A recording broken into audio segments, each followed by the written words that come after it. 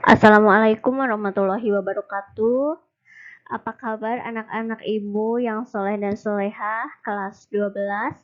Mudah-mudahan kalian sehat selalu dan selalu dalam lindungan Allah. Untuk minggu kemarin kan kalian telah belajar mengenai materi kaidah pencacahan, kombinasi dan permutasi, juga peluang ya. Kalian kemarin sudah merangkumnya, namun ibu belum menjelaskan materi yang ibu berikan kemarin. Sekarang kita bahas terlebih dahulu materinya, yaitu mengenai kombinasi dan permutasi. Kalian jangan bosan-bosan mendengar penjelasan dari ibu, karena ini ibu lakukan supaya kalian bisa belajar dengan baik dan ibu juga bisa memberikan materi kepada kalian dengan baik. Oke, kita langsung saja. Ya, ini ada kaidah pencacahan. Kaidah pencacahan merupakan sebuah aturan membilang untuk mengetahui banyaknya kejadian atau objek-objek tertentu yang muncul. Disebut sebagai pencacahan sebab hasilnya berwujud suatu bilangan cacah.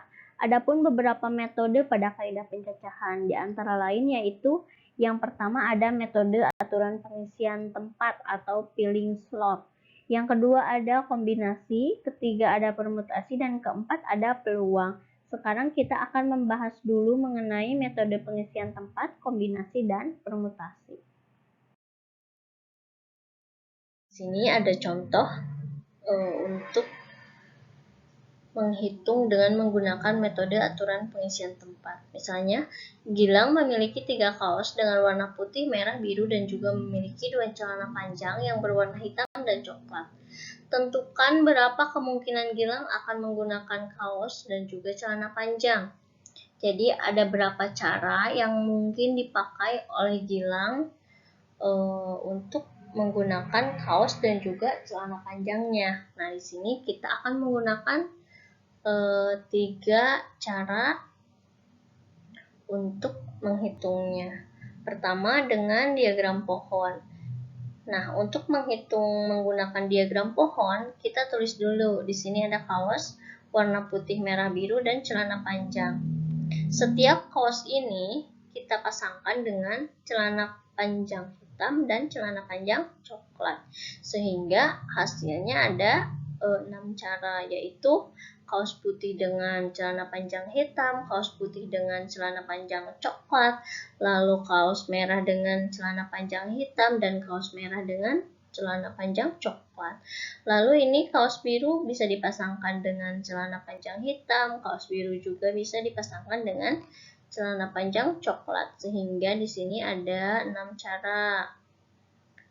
Jadi ini adalah jawaban kemungkinan Gilang akan menggunakan kaos dan juga celana panjang. Bisa juga dihitung dengan menggunakan tabel silang. Ini kaos dan ini celana panjang. Kaosnya itu kita tulis di atas misalnya. Di sini ada kaos putih, merah, dan biru. Lalu celana panjang hitam dan coklat. Sama, ini pun bisa dipasangkan, yaitu putih hitam, merah hitam, biru hitam. Lalu putih coklat, merah coklat, dan biru coklat. Hasilnya akan sama saja, yaitu ada 6 cara. 1, 2, 3, 4, 5, 6. Ada 6 kemungkinan Gilang akan menggunakan kaos dan juga celana panjang.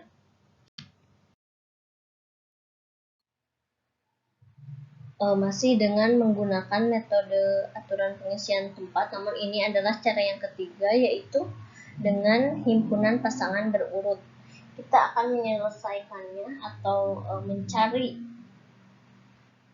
berapa cara yang bisa digunakan oleh Gilang untuk memakai kaos dan celana panjangnya. Di sini misalkan ada himpunan baju kaos, yaitu putih, merah, biru, dan himpunan celana panjang hitam coklat. Ini pun kita pasangkan secara berurut. Kita dari kaos putih dulu nih.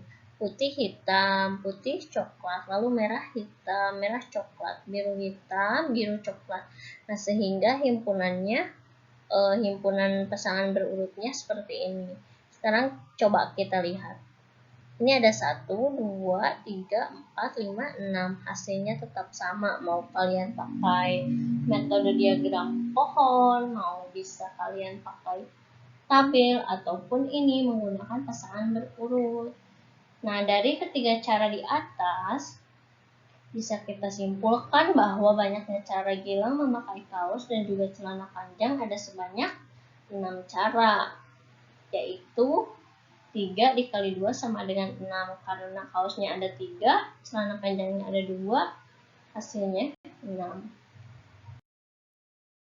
Sebelum ke permutasi dan kombinasi, dalam kaidah pencacahan juga ada yang dimaksud dengan aturan perkalian.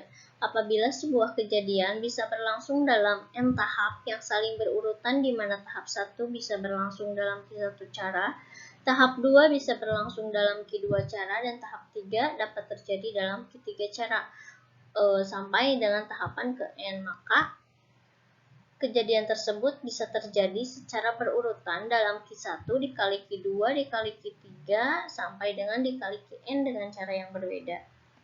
Contohnya, berapa banyak cara atau metode untuk memilih 3 pengurus OSIS yang terdiri atas ketua, sekretaris, bendahara dari total 8 orang siswa? Ada berapa cara yang bisa digunakan jika kita akan memilih ketua, sekretaris, dan bendahara? Dan calonnya ini, misalkan calon pengurusnya ini ada 8 orang siswa. Untuk menyelesaikannya, nah dari ke-8 siswa itu, berarti kan seluruhnya berhak untuk dipilih. Dari 8 orang ini, bisa saja semuanya memiliki kesempatan untuk mengisi posisi ketua.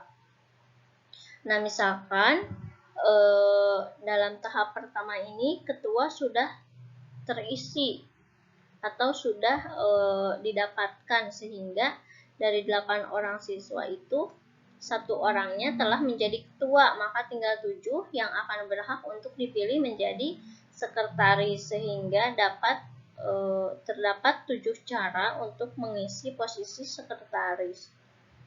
Nah, setelah ketuanya terpilih dan sekretarisnya terpilih, sekarang kan tinggal bendahara nih. Nah, karena tadi 1 orang sudah menjadi ketua dan 1 orang telah menjadi sekretaris, maka sisanya ada 6 orang. 6 orang yang memiliki kesempatan untuk menjadi bendahara. Sehingga banyak cara untuk memilih 3 pengurus OSIS tersebut, yaitu 8 dikali 7 dikali 6, yaitu 336 cara. Nah, ini adalah aturan perkalian. Kalian pahami baik-baik soalnya, karena setiap soal itu bisa digunakan atau bisa menggunakan metode aturan pengisian tempat, bisa menggunakan aturan perkalian, dan lain-lain. Setelah aturan perkalian ada juga aturan penjumlahan. Misalnya ada sebuah kejadian yang bisa terjadi dalam n cara yang berlainan atau saling asing, di mana dalam cara pertama ada P1 kemungkinan hasil yang berbeda. Pada cara kedua ada P2 kemungkinan hasil yang berbeda. Pada cara ketiga ada P3 kemungkinan hasil yang berbeda juga. Serta demikian selanjutnya hingga cara ke N. Ada Pn kemungkinan hasil yang berbeda. Sehingga total banyak kemungkinan kejadian dalam peristiwa tersebut, yaitu P1 ditambah P2 ditambah P3 ditambah sampai Pn. Contohnya nih, misalkan Dani seorang pelajar SMK Garuda Nusantara. Dani memiliki 3 jenis alat transportasi yang ia kendarai dari rumah ke sekolah, antara lain yaitu sepeda.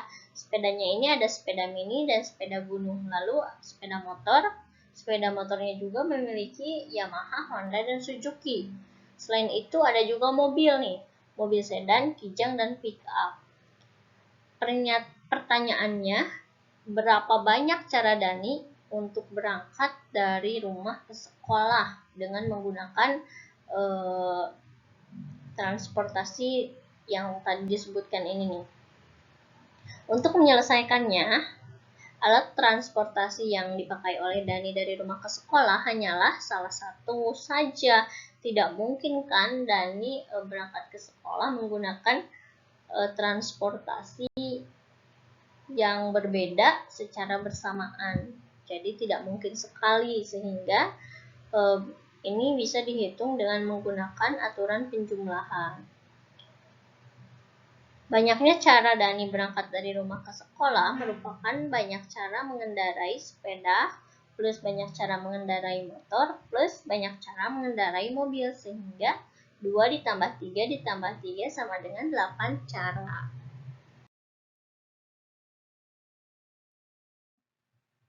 Ya, di sini ada notasi faktorial. Jadi untuk ke pembahasan selanjutnya yaitu kombinasi dan permutasi, kalian harus paham dulu mengenai notasi faktorial. Misal n elemen himpunan bilangan asli. Notasi ini dibaca n faktorial, diartikan sebagai hasil kali dari bilangan-bilangan asli secara berurutan dari n sampai 1. Jika n-nya ini misalkan 11, maka 11 dikali 10 dikali 9 dan seterusnya sampai dikali 1, mundur ke belakang. Lalu n faktorial ini sama dengan n dikali n kurang 1, nah ini penjelasannya, dikali n kurang 2 dikali dan seterusnya dikali 3 dikali 2 sampai dengan 1. Nah, 1 faktorial sama dengan 1 dan 0 faktorial sama dengan 1. Kita harus mengingat ini, takutnya nanti ada yang nulis 0 faktorial sama dengan 0 ya. Sekarang contoh soal nih, tentukan nilai dari 5 faktorial. Itu artinya berarti apa? 5 dikali 4 dikali 3 dikali 2 dikali 1 sama dengan 120. Contoh 2, tentukan nilai dari 2 faktorial ditambah 3 faktorial, yaitu 2 dikali 1 dulu, ditambah 3 dikali 2 dikali 1, sehingga hasilnya 2 dikali 6 sama dengan 12.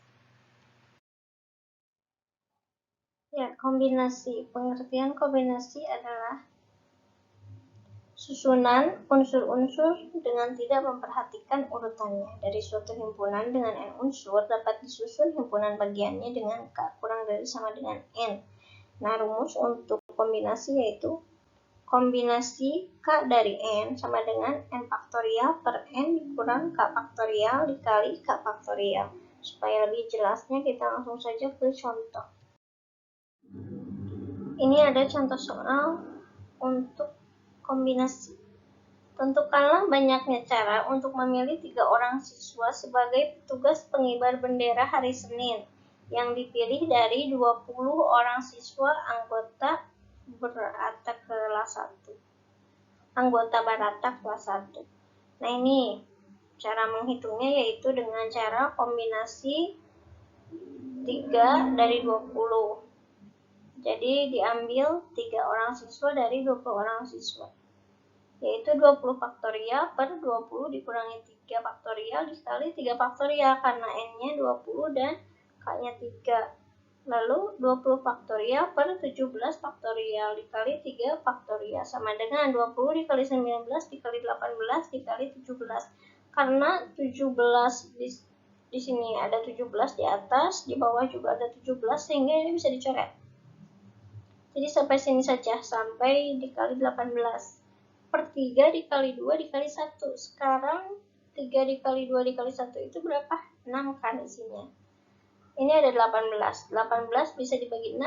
Bisa, yaitu hasilnya 3. Sehingga 20 dikali 19 dikali 3. Maka hasilnya 1140 cara.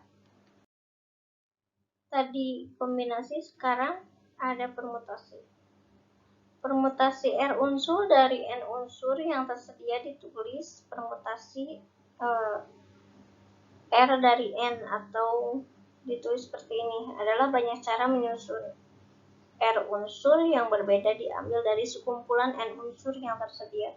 Rumusnya untuk ini permutasi R dari N sama dengan N faktorial per N dikurang R faktorial dengan syarat R-nya ini harus kurang dari sama dengan N, kurang dari atau sama dengan N. Berikutnya adalah contoh soal permutasi. Pertama, seorang presiden, wakil presiden, dan bendahara harus dipilih dari sekelompok 10 orang. Berapa banyak pilihan yang berbeda yang mungkin? Ini harus berbeda, artinya kita akan memilih 3 orang dari 10, sehingga permutasi 3 dari 10 sama dengan 10 faktorial per 10 dikurang 3 faktorial. 10 kurang 3 itu kan 7 faktorial, sedangkan 10 faktorial itu 10 dikali 8 kali 10 dikali 9 dikali 8 dikali 7 dan seterusnya. Karena di sini pas dikali 7 di bawahnya ada 7 faktorial, maka 7 ini bisa dicoretkan. 7 ini 7 dikali 6 kali 5 kali 4 kali 3 kali 1. Dan di sini di bawah juga ada 7 faktorial. 7 faktorial dan di atas ada 7 faktorial, maka dicoret bisa kan, sehingga hasilnya 10 dikali 9 kali 8 sama dengan 720 cara. Lalu ada juga permutasi unsur yang sama. Nih, misal contoh soalnya kayak gini. Dengan berapa cara huruf-huruf dari kata asa dapat disusun? Bila disusun satu-satu, maka seperti ini. A, A, S, A, S, A, S, A, A. Ada 3 cara ya. Bila menggunakan rumus permutasi, jumlah huruf tersebut ada berapa? N-nya itu 3, dan unsur yang sama dari huruf tersebut ada 2, yaitu huruf A dan A. Berarti permutasi 2 dari 3 sama dengan 3 faktorial per 2 faktorial sama dengan 3 cara.